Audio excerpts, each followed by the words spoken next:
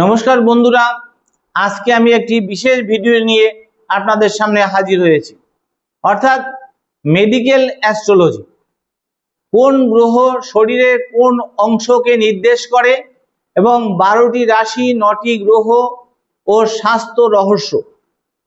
অর্থাৎ মেডিকেল অ্যাস্ট্রোলজির একটা পার্ট। আমরা জ্যোতিষীরা মানুষের শরীরের সঙ্গে কোন গ্রহের সম্পর্ক রয়েছে এবং তাতে সেই গ্রহের অবস্থান শুভ না অশুভ অবস্থায় রয়েছে তার উপর নির্ভর করে শরীরের কোন অঙ্গের সমস্যা আসতে পারে, সম্ভাবনা আছে, কোন রোগ হতে পারে, সম্ভাবনা আছে, এই সম্ভাবনার কথা বলে। অর্থাৎ উপদেশ দিয়ে থাকে, ভবিষ্যৎ একটা অ্যাডভাইস বা অগ্রিম একটা উপদেশ আপনারা দিয়ে থাকি। অর্থাৎ কিন্তু চিকিৎসার পূর্ণ চিকিৎসা আপনারা কিন্তু ডাক্তারদের কাছ থেকেই করতে হবে।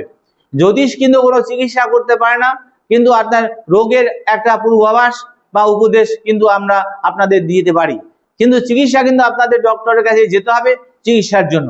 তাই যদি এই ভিডিওটি আপনাদের ভালো লাগে তবে লাইক, শেয়ার, সাবস্ক্রাইব ও ফলো করতে কিন্তু অবশ্যই ভুলবেন না। অর্থাৎ মেডিকেল অ্যাস্ট্রোলজি বা চিকিৎসা জ্যোতিষ নিয়ে আলোচনা আমি শুরু করছি। অর্থাৎ আজকের জন্মকুণ্ডলীতে অনেকেই জন্মকুণ্ডলী দেখেন চাকরি, ব্যবসা, অর্থ, বিবাহ, ভবিষ্যৎ জানার জন্য কিছু জ্যোতিষ শাস্ত্রে মানুষের শরীর কিন্তু মানসিক অবস্থা, স্বাস্থ্য সম্পর্ক কিছু প্রতীকী ব্যাখ্যা রয়েছে। তা কোন রাশি শরীরের কোন অংশকে নির্দেশ করে, কোন কোন গ্রহ কোন অঙ্গের সঙ্গে যুক্ত, ষষ্ঠ, অষ্টম ও দ্বাদশ ভাব কেন স্বাস্থ্য বিশ্লেষণে গুরুত্বপূর্ণ বলে ধরা হয়, কুণ্ডলিতে দুর্বল গ্রহ থাকলে তার প্রতীকী অর্থ কি, এবং কোন রাশির মানুষ কোন ধরনের স্বাস্থ্য বিষয়ে বেশি সচেতন থাকবেন, আর দৈনন্দিন জীবনে কিভাবে যত্ন নেওয়া যায়। আজকের ভিডিওতে আমরা একেবারে শুরু থেকে ধাপে ধাপে সব কিছু আপনাদের সঙ্গে আলোচনা করব। তবে শুরুতেই একটি গুরুত্বপূর্ণ কথা আপনাদের বলে রাখি, মেডিকেল অ্যাস্ট্রোলজি কোনো চিকিৎসার পদ্ধতির বিকল্প চিকিৎসা নয়, এটি আধুনিক চিকিৎসা বিজ্ঞানের বিকল্প নয়। জ্যোতিষের মাধ্যমে কোনো রোগ নিশ্চিতভাবে নির্ণয় করা যায় না, একটা পূর্বাভাস দেওয়া যায়, সম্ভাবনার ইঙ্গিত দিতে পারি আমরা। তা শরীরের কোনো সমস্যা, কোনো ব্যথা বা অস্বাভাবিক বা দীর্ঘস্থায়ী কোনো উপসর্গ তৈরি হলে অবশ্যই আমরা চিকিৎসকের কাছে যেতে বলি এবং চিকিৎসকের পরামর্শ নিতে বলে থাকি। আজকের আলোচনা মূলত জ্যোতিষ শাস্ত্রের প্রচলিত প্রতীকী ধারণা এবং আত্মসচেতনতার দৃষ্টিকোণ থেকে আমরা এই আলোচনা করছি। প্রথমে জানবো 9টি গ্রহ কি নির্দেশ করে। জ্যোতিষ শাস্ত্রে সূর্য, চন্দ্র, মঙ্গল, বুধ, বৃহস্পতি, শুক্র, শনি, রাহু এবং কেতুকে বিভিন্ন শারীরিক, মানসিক এবং বৈশিষ্ট্যের সঙ্গে প্রতীকীভাবে যুক্ত করা হয়েছে। তাই সূর্য বা রবি, সূর্যকে ধরা হয় প্রাণ শক্তি এবং ভাইটালিটি পাওয়ার, অর্থাৎ শারীরিক যে শরীরের সামগ্রিক কিন্তু ভাইটালিটি সূর্যদেবকে ধরা হয়, এবং আত্মবিশ্বাস এবং জীবনী শক্তির প্রতীক এবং শৃঙ্খলার প্রতীক, আত্মসম্মানের প্রতীক কিন্তু এই রবিকে ধরা হয়। জন্মকুণ্ডলিতে যদি রবির অবস্থান যদি শুভ অবস্থায় থাকে, অর্থাৎ শক্তি বিচার করার সময়, রবির শক্তি বিচার করার সময় জ্যোতিষীরা ব্যক্তির শক্তি, আত্মবিশ্বাস এবং শারীরিক সক্ষমতার বিভিন্ন দিক বিবেচনা করে থাকেন এই রবির অবস্থানকে কেন্দ্র করে। এবং চন্দ্রকে প্রধানত মন, মানসিকতা এবং মানসিক আবেগ, মানসিক স্থিরতা এবং ঘুম এবং অনুভূতি সঙ্গে যুক্ত করা হয় এবং মায়ের সঙ্গে তুলনা করা হয়। তাই মেডিকেল অ্যাস্ট্রোলজিতে চন্দ্রকে শুধু শরীর নয়, মন ও আবেগের প্রতীক হিসাবে আমরা দেখতে পারি। এবং চলে আসি মঙ্গল শক্তি, রক্ত, পেশি শক্তি, সাহস, উত্তেজনা এবং আঘাতের প্রতীক হিসাবে বিবেচিত হয়। তাই মঙ্গলের সঙ্গে তাড়াহুড়ো অতিরিক্ত ঝুঁকি নেওয়া এবং দুর্ঘটনার প্রবণতার প্রতীকী সম্পর্কে জ্যোতিষে আলোচনা করা হয়ে থাকে। এবং বুধ হচ্ছে, বুধকে আপনার স্নায়ুতন্ত্র, নার্ভাস সিস্টেম, বুদ্ধি, যোগাযোগ, চিন্তা এবং মানসিক প্রসেসিং এর সঙ্গে প্রতীকী ভাবে যুক্ত করা হয়েছে বুধকে। অতিরিক্ত চিন্তা কিন্তু নার্ভাসনেস বা মানসিক অস্থিরতার আলোচনা কিন্তু বুধের অবস্থান দেখেই করা হয়। এছাড়া বৃহস্পতি হচ্ছে বুধ বৃদ্ধি, পুষ্টি, শরীরের যে ভারসাম্য এবং মেটাবলিজম এবং জ্ঞান এর সঙ্গে প্রতীকী যুক্ত করা হয়েছে বৃহস্পতিকে।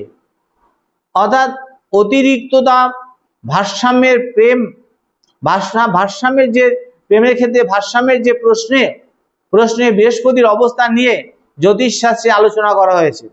অর্থাৎ দেহের যে ব্যালেন্স, অর্থাৎ অনেক বেশি মোটা হয়ে যায়, অনেক রোগা হয়ে যায়। অর্থাৎ বৃহস্পতির অবস্থান যদি শুভ অবস্থা থাকে, অর্থাৎ সেক্ষেত্রে লগ্নে শুভ অবস্থা থাকে, তাহলে কিন্তু তার অনেক বালকি চেহারা হয়ে যায়। তাই এবং শুক্র সৌন্দর্য এবং প্রজনন ক্ষমতা এবং হরমোনাল যে ব্যালেন্স, ভারসাম্য, আনন্দ এবং শরীরের বিভিন্ন রিপ্রোডাক্টিভ যে সিম্বলিজম এর সঙ্গে যুক্ত করা হয়েছে। অর্থাৎ যে নূতন প্রজন্মের জন্ম দিয়ে থাকে কে? শুক্রদেব। তাই তার সঙ্গে শুক্রের সঙ্গে তুলনা করা হয়েছে। এবং শনি দীর্ঘস্থায়ী বিষয়, হাড়, দাঁত, পায়ে শরীরে কোনো জয়েন্ট, স্টিফনেস এবং বার্ধক্যজনিত যে পরিবর্তনের প্রতীক হিসাবে কিন্তু আমরা বিবেচনা করে থাকি শনিদেবকে। শনি কিন্তু ধীরগতির গ্রহ হওয়ায় দীর্ঘমেয়াদী সমস্যার প্রতীকী আমরা আলোচনার গুরুত্ব দিয়ে থাকি শনিদেবকে। এবার রাহুকে আধুনিক জ্যোতিষে অস্বাভাবিক আকস্মিকতা এবং অতিরিক্ততা, আসক্তি এবং অজানা বিষয়ে প্রতীকী ভাবে যুক্ত করা হয়েছে। এবং কেতুকে কিন্তু বিচ্ছিন্নতা এবং সংবেদনশীলতা, অর্থাৎ আনএক্সপ্লেইনড বা সূক্ষ্ম ধরনের অভিজ্ঞতার প্রতীক হিসেবে ধরা হয়। অর্থাৎ তবে আবার এটাও বলছি যে এই গ্রহগুলির অবস্থান দেখে কোনো রোগের নিশ্চিত ডায়াগনোসিস কিন্তু আমরা জ্যোতিষরা করি না, সম্ভাবনার ইঙ্গিত আমরা দিয়ে থাকি। এবার আসি 12টি রাশির শরীরের বিভিন্ন অংশ। জ্যোতিষশাস্ত্রে এই 12টি রাশির মাথা থেকে পা পর্যন্ত শরীরের বিভিন্ন অংশের সঙ্গে প্রতীকীভাবে যুক্ত করা হয়। প্রথমে আসি মেষ রাশিকে আমরা মাথা বা মস্তিষ্কের অঞ্চল বা মুখমণ্ডলের উপরের অংশকে যুক্ত করা হয়। এবং মেষ রাশির যে জাতকদের ক্ষেত্রে বা জাতিকাদের ক্ষেত্রে জ্যোতিষীয় দৃষ্টিতে মাথা বা অতিরিক্ত উত্তেজনা বা সংক্রান্ত বিষয় সচেতন থাকার কথা বলা হয়। তবে মাথা ব্যথা বা অন্য কোনো উপসর্গ হলে অবশ্যই কিন্তু চিকিৎসকের পরামর্শ নেওয়া উচিত। এবং বৃষ রাশির ক্ষেত্রে বৃষ রাশি হচ্ছে গলা, অর্থাৎ কণ্ঠস্বর, ঘাড় এবং থাইরয়েড অঞ্চলের প্রতীক হিসাবে প্রচলিত জ্যোতিষে বিবেচিত হয়। তাই বৃষ রাশির ক্ষেত্রে গলা বা ঘাড়ের কোনো সমস্যা হলে অবহেলা না করে চিকিৎসকের কিন্তু পরামর্শ নেওয়া উচিত। এবার চলে আসি মিথুন রাশির ক্ষেত্রে। মিথুন রাশিকে আমরা রাহু অর্থাৎ কাঁধ, মিথুন রাশিকে আমরা কাঁধ, স্কন্দ, এই কাঁধ বা হাত বা শ্বাস প্রশ্বাসের সঙ্গে এবং বাহু, অর্থাৎ হাত বা বাহুকে আমরা বলি প্রতীকী ভাবে যুক্ত করা হয়। অতিরিক্ত মানসিক চাপ বা অনিয়মিত জীবনযাপন থেকেও কিন্তু শরীরে নানা সমস্যা কিন্তু আসতে পারে। এবং কর্কট রাশির কর্কট রাশির ক্ষেত্রে কর্কট রাশি হচ্ছে বুক, পাকস্থলী এবং শরীরের তরল যে ভারসাম্যের সঙ্গে প্রতীকী ভাবে যুক্ত। কর্কট রাশির জাতকদের জন্য নিয়মিত খাবার, পর্যাপ্ত ঘুম এবং মানসিক শান্তি অত্যন্ত গুরুত্বপূর্ণ। জ্যোতিষীয় ব্যাখ্যায় পাশাপাশি বাস্তব জীবনে ও এই অভ্যাসগুলো কিন্তু স্বাস্থ্যকর। এবার সিংহ রাশি হৃদয়, মেরুদণ্ডের উপরের অংশ এবং শরীরের যে ভাইটালিটির সঙ্গে যুক্ত বলে ধরা হয়। এই কারণে সিংহ রাশি জাতকদের জন্য নিয়মিত শরীরচর্চা, পর্যাপ্ত বিশ্রাম এবং স্বাস্থ্যকর জীবনযাপন গুরুত্বপূর্ণ। এবং কন্যা রাশিকে হজম শক্তি বা অন্ত্র বা ডাইজেস্টিভ সিস্টেমের সঙ্গে প্রতীকীভাবে যুক্ত কিন্তু কন্যা রাশি। তাই খাবারের অনিয়ম, অতিরিক্ত প্রসেসড ফুড এবং মানসিক চাপের দিকে সচেতন থাকা কিন্তু ভালো। এবার চলে আসি তুলা রাশি কিডনি এবং কোমর, শরীরের ভারসাম্যের সঙ্গে প্রতীকীভাবে যুক্ত। পর্যাপ্ত জল, সুষম খাবার এবং নিয়মিত স্বাস্থ্য পরীক্ষা কিন্তু গুরুত্বপূর্ণ। এবং বৃশ্চিক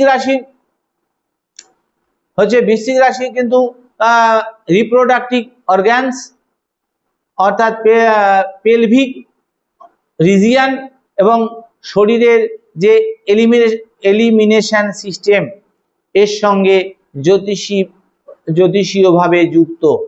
ব্যক্তিগত স্বাস্থ্য নিয়ে কোনো সমস্যা থাকলে লজ্জা না করে চিকিৎসকের কাছে যাওয়া কিন্তু উচিত।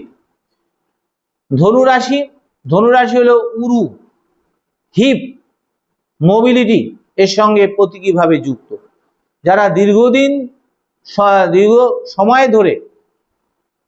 সময় বসে কাজ করছেন তাদের নিয়মিত মুভমেন্ট এবং এক্সারসাইজের দিকে কিন্তু নজর দেওয়া ভালো। মকর রাশির সঙ্গে হাড়, হাঁটু, জয়েন্টস এবং স্কেলিটাল সিস্টেম এর প্রতীকী সম্পর্ক কিন্তু যুক্ত। বয়স বাড়ার সঙ্গে সঙ্গে হাড়, জয়েন্টের স্বাস্থ্য আরো গুরুত্বপূর্ণ হয়ে উঠতে পারে। কুম্ভ রাশিকে আমরা পা, গোড়ালি বা সার্কুলেশন এর সঙ্গে প্রতীকীভাবে যুক্ত করেছি। দীর্ঘ সময় ধরে একই অবস্থায় বসে বা দাঁড়িয়ে যারা কাজ করেন তাদের নিয়মিত কিন্তু মুভমেন্ট রাখা কিন্তু উপকারী। এবার মীন রাশি আমরা পা বা পায়ের পাতা বা শরীরের সংবেদনশীলতার সঙ্গে প্রতীকীভাবে যুক্ত। মীন রাশির ক্ষেত্রে মানসিক চাপ এবং ঘুমের দিকে বিশেষ নজর দেওয়ার কথা জ্যোতিষে বলা হয়ে থাকে। এবার সবচেয়ে গুরুত্বপূর্ণ হচ্ছে ষষ্ঠ, অষ্টম ও দ্বাদশ ভাব। মেডিকেল অ্যাস্ট্রোলজি শুধু রাশি বা গ্রহকে দেখলে হবে না, জ্যোতিষীয় জন্মকুণ্ডলীর বিভিন্ন ভাব বিচার করি আমরা। তার মধ্যে ষষ্ঠ ভাব থেকে সাধারণত আমরা রোগ, দৈনন্দিন স্বাস্থ্য সমস্যা, ঋণ এবং শত্রু এবং প্রতিযোগিতা সঙ্গে যুক্ত করা হয়েছে। ষষ্ঠ ভাবের অধিপতি কে, কোথায় অবস্থান করছে, জন্মকুণ্ডলীতে কোন গ্রহের সঙ্গে যুক্ত আছে, অন্যান্য এবং জ্যোতিষীয় স্বাস্থ্য সংক্রান্ত প্রতীকী ব্যাখ্যা কিন্তু সেভাবে আমরা করে থাকি। অষ্টম ভাব থেকে আমরা দীর্ঘস্থায়ী কিন্তু পরিবর্তন, আকস্মিক ঘটনা এবং ক্রনিক্যাল ডিজিজ এবং সার্জারি এবং গভীর কিন্তু ট্রান্সফরমেশন এর সঙ্গে যুক্ত করা হয়েছে। তাই অষ্টম ভাবকে দেখলে হবে না। অষ্টম ভাবের অধিপতি কে, তিনি কোথায় অবস্থান করছে, কার সঙ্গে অবস্থান করছে, কোন ব্যক্তির অস্ত্রোপচার হবে কিনা বা এমন কোনো নিশ্চিত ভবিষ্যৎবাণী করা কিন্তু জ্যোতিষ শাস্ত্রে উচিত নয়, কিন্তু আমরা উপদেশ দিতে পারি যে এটা সম্ভাবনা আছে, এটা হতে পারে, আপনি সতর্ক থাকবেন, নজর দেবেন, ডাক্তারের পরামর্শ নেবেন। দ্বাদশ ভাব থেকে আমরা হাসপাতাল, বিশ্রাম এবং আইসোলেশন, ঘুম এবং ব্যয়ের সঙ্গে প্রতীকীভাবে যুক্ত করি। তাই স্বাস্থ্য বিশ্লেষণের দ্বাদশ ভাব কিন্তু গুরুত্বপূর্ণ বলে আমরা বিবেচনা করে থাকি। লগ্ন এত গুরুত্বপূর্ণ কেন? লগ্ন ভাব শরীর এবং ফিজিক্যাল যে কনস্টিটিউশন এবং ব্যক্তির সামগ্রিক যে প্রকাশের সঙ্গে যুক্ত লগ্ন ভাব। লগ্নের অধিপতি কোথায় আছে, লগ্নে কোন গ্রহ অবস্থান করছে, লগ্নের উপর কোন গ্রহের দৃষ্টি পড়ছে, ষষ্ঠ ভাবের অধিপতি কোথায়, ষষ্ঠ ভাবের অধিপতি কোন গ্রহের সঙ্গে যুক্ত আছে, কেমন অবস্থায় আছে, দ্বাদশ ভাবের সঙ্গে কি সম্পর্ক, এবং এসব বিষয়ে বিস্তারিতভাবে আমরা বিচার করি। শুধু গ্রহটি বিচার করলে হবে না, সিদ্ধান্ত নেওয়া কিন্তু ঠিক হবে না। মানসিক স্বাস্থ্য এবং মেডিকেল অ্যাস্ট্রোলজি আজকের দিনে মানসিক চাপ আমাদের জীবনে একটা বড় কিন্তু অংশ। জ্যোতিষীয় বিচারে প্রতীকে চন্দ্র, বুধ এবং কখনো শনি, রাহুর, কেতুর অবস্থানকে আমরা মানসিক চাপ, ওভার থিঙ্কিং, ফিয়ার এবং ইমোশনাল ইনস্টেবিলিটি এর আলোচনায় আমরা ব্যবহার করে থাকি। কিন্তু এখানে একটা অত্যন্ত গুরুত্বপূর্ণ বিষয় হলো মানসিক স্বাস্থ্যের সমস্যা শুধুমাত্র জন্মকুণ্ডলী দিয়ে ব্যাখ্যা করা যায় না। দুশ্চিন্তা, ডিপ্রেশন, প্যানিক, ঘুমের সমস্যা বা দীর্ঘদিনের মানসিক কষ্ট থাকলে একজন কোয়ালিফাইড মেন্টাল হেলথ প্রফেশনালের সাহায্য নেওয়া কিন্তু উচিত। সাহায্য নেওয়া কিন্তু দুর্বলতার লক্ষণ নয়, বরং নিজের প্রতি দায়িত্বশীল হওয়ার লক্ষণ। খাদ্যের অভ্যাস এবং জীবনযাপন মেডিকেল অ্যাস্ট্রোলজিতে নিয়ে আমরা কথা বলার সময় যে লাইফস্টাইলের কথা কিন্তু আমরা অবশ্যই বারবার বলবো, কারণ শুধু গ্রহের দিকে তাকিয়ে থাকবেন না। প্রতিদিন পর্যাপ্ত ঘুমাবেন, সুষম খাদ্য খাবেন, পর্যাপ্ত জল পান করবেন, নিয়মিত হাঁটবেন, শরীর চর্চা করবেন, ধূমপান এবং ক্ষতিকর অভ্যাস এড়িয়ে চলবেন, অতিরিক্ত স্ট্রেস নেবেন না এবং সময় মতো মেডিকেল চেক আপ করবেন। এইসবই বাস্তব জীবনে কিন্তু গুরুত্বপূর্ণ। জ্যোতিষীয় প্রতিকার কি হতে পারে? এখানে আমি সাধারণভাবে আমি বলবো, কিছু সাধারণ প্রতিকার বলবো, যে প্রথমত কোনো অসুস্থ হলেই চিকিৎসকের চিকিৎসা কিন্তু করাবেন। শুধু জ্যোতিষীয় প্রতিকার নিয়ে ক্ষান্ত হবেন না। জ্যোতিষীয় প্রতিকারের চাইতে মানসিক শান্তি এবং আধ্যাত্মিক অনুশীলন হিসাবে আপনারা গ্রহণ করবেন। নিয়মিত প্রার্থনা, ধ্যান, সূর্যোদয়ের সময় শান্তভাবে কিছুক্ষণ বাইরে থাকা, নিয়মিত শ্বাস প্রশ্বাস অনুশীলন করা, দান ধ্যান করা এবং অসহায় মানুষকে সাহায্য করা এবং নিজের জীবন যাত্রার নিয়ম মেনে চলা, নিজের বিশ্বাস অনুযায়ী মন্ত্র আধ্যাত্মিক অনুশীলন করা, রত্ন বিশেষ সতর্ক বার্তা। অর্থাৎ আমাদের কোন রত্ন পড়া উচিত এই স্বাস্থ্য হলে, রত্ন দিয়ে কিন্তু আমাদের মেডিকেল অ্যাস্ট্রোলজিতে কোনো চিকিৎসা করা হয় না। জন্মকুণ্ডলী বিচার না করে শুধু শুনে কোনো শক্তিশালী রত্ন আপনারা পড়া আপনাদের ঠিক হবে না। রত্ন পড়ার বিষয়টি সম্পূর্ণ কিন্তু বিশ্বাস ভিত্তিক জ্যোতিষীয় পদ্ধতি হিসেবে দেখুন। চিকিৎসার বিকল্প কিন্তু কখনো কিছু হতে পারে না। কোন বিষয়গুলি কখনো অবহেলা করবেন না।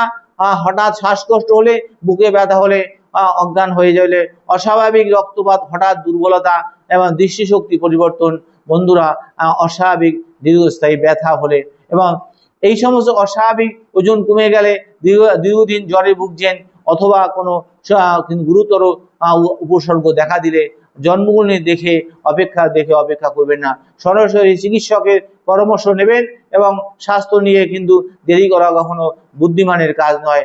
শেষ কথা, মেডিকেল অ্যাস্ট্রোলজি আমাদের একটা বিশেষ কথা মনে করিয়ে দেয়, আমাদের শরীর মনকে অবহেলা করা উচিত নয়। আপনাদের যে রাশি হোক, জন্মকুণ্ডলী অনুযায়ী যে কৌতূহল থাকতে পারে, যা গ্রহ নক্ষত্রের কে নিয়ে বিশ্বাস করতে পারেন, কিন্তু শরীরের সংকেতকে কখনো উপেক্ষা করবেন না।